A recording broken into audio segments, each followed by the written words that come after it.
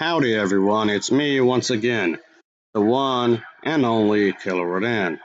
Alright then, so more Kung Fu of course, that's what I'm gonna be talking about folks. Yes, obviously gonna be one of these low budget type movies and whatnot, so I just thought it's just might as well get to this again. Because I like this genre, I really do. Kinda feel like I don't talk about this genre enough, even though I technically do. Of course, it's super low budget, of course, it's really obscure, hardly anyone would talk about, of course. Anyway, this is the film I'm talking about, Shaolin Chastity Kung Fu. So here we are, folks. Oh, definitely. Anyway, I just thought this was something I would talk about because might as well, I guess. Anyway, I just might as well just get to more of this kind of thing. Sure. Of course, as always, let's talk about the plot, shall we? So let's just get into it, shall we? Oh, definitely. Anyway, we can see that in this one, it's a film about a group about of this survivors who learned the specific type of kung fu from this mysterious monk. And this had happened because of the fact that after their village had been massacred, so to speak. So the survivors, including women and children, used this kind of archetype of revenge for their for the people who cared about because there was this gang that's doing all these bad stuff, of course. And the remaining survivors had to get trained in this ancient form of kung fu to attack the killers because they're up to no good, obviously. They must be stopped at any cost, obviously. They must be taken care of because these individuals, well, they were a bunch of bastards. Now look what they did. They had to be dealt with, obviously. They're going to have a bit of drama thrown into the mix, I guess, and whatnot.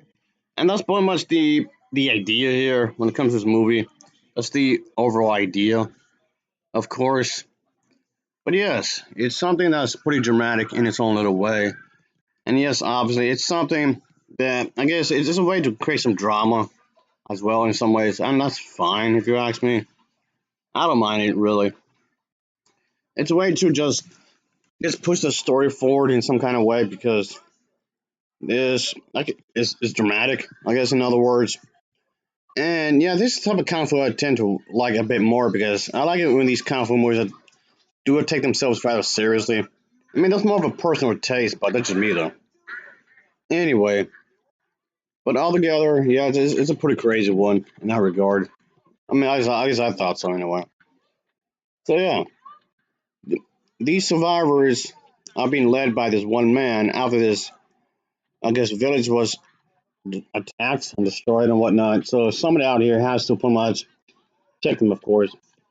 So it might be seem like an obstacle, but they must do what they have to do, I guess.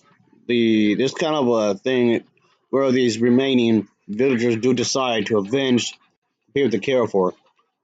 The go against the individuals gang who's pretty much responsible for the deaths. So basically, what's happened here is that it's again another revenge story. Yes, I know a revenge story and whatnot. Again, and yeah, that's what this is. It's a revenge story, really. At the end of the day, so there you go. Of course. Anyway, yeah, the whole revenge stuff it's basically a thing that became a common thing, of course, when it comes to these type of movies. A revenge story, of course. Anyway, unfortunately, the thing is that it's the dub version. The dub version isn't particularly great, by the way. The dub version's awful, of course, again. So yeah, your dubbing can get in the way. I mean, unless you don't mind it really, unless you can get over it really. But yeah, the dubbing isn't particularly great, of course, again. Anyway, as for the fight scenes, yes, I do have the top of the fight scenes. The fight scenes are pretty good.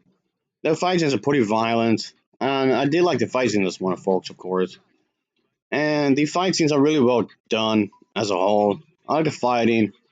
It's very choreographed. Of course, as a lot of these tend to be anyway. It's really well choreographed in its own little way. Because the fighting needs to be, I guess, expressive anyway.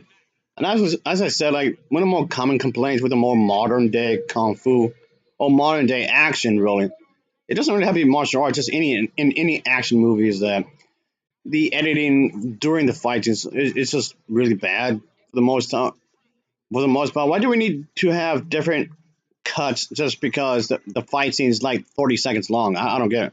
The fight scene could be like 30 seconds or a minute and a half, and we get like 45 different cuts. I don't get that. That's weird. I mean, that's like a constant complaint of mine. I know, but I'm just saying. Anyway, it just really annoys. But that's I guess that's more or less. And the thing is that with the low budget movies, because they don't have a lot of time really to make these movies. They really don't have a lot of time. Like I know the more modern day movies, at least in the United States anyway, they have more of a gracing period, I guess, because they have more time to work on the movies. Whereas these super low budget films, not really. They would have like a what, maybe a handful of months, and that's it. So yikes, that's stressful. I guess they're trying to get the most out of it. And a lot of the fight scenes would be filmed during the day, really. So in that regard, they're trying to get the most of the fight scenes during the day as much as possible, I suppose. So they have to be really quick about it, of course. And that's definitely the thing, folks. Oh, definitely. Anyway, and that just, I guess I just ramble on for a little bit, folks. Just ramble on for a little bit here. And I guess the fights, they're done in a nice way, of course. And I can say that the pacing is pretty good, folks. The pace is pretty good. I like the what they were trying to aim for, of course, and whatnot. I like the way what was done here, folks, of course. But the version that I see that I watched this from is was actually it looked like it was ripped from a VJ's tape kind of thing, which just because of that, it looks like very low quality because of that, like super low. You see the graininess and whatnot. And if that doesn't bother you too much, I guess you'd be fine, I suppose. Sure. But anyway, it's just something I just had to point out for real quick. I mean, when it comes to that kind of a look, I mean, it kind of gives it a special touch, I guess. Sure. But anyway, I just thought I'd just mention that real quick. Anyway, I don't know. I guess it was a solid enough movie, I suppose. When it comes to these kinds of stuff, I guess. Just watching these characters just beat the shit out of each other and just being a, I guess, high stake kind of fighting and whatnot. And that's just how it is, I guess.